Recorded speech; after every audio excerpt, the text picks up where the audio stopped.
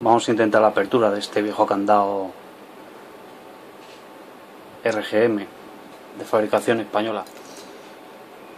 Es un candado bastante antiguo, seguramente de los años 40, y me lo regaló Mateo hace unos días que nos vimos por las calles de Madrid. Sabe que los colecciono y me gusta un montón.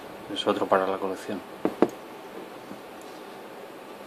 Para abrirlo pues voy a utilizar este palpador simplemente, no hace falta tensor,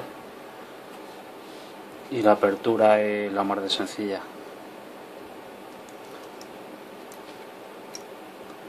Tan solo tenemos que localizar esa gorja, ese resorte que es el que lo hace abrir,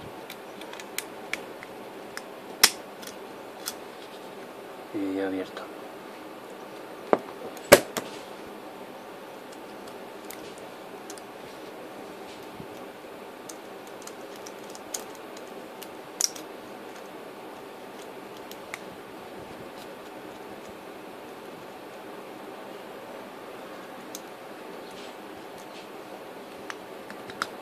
Va por ti, Mateo.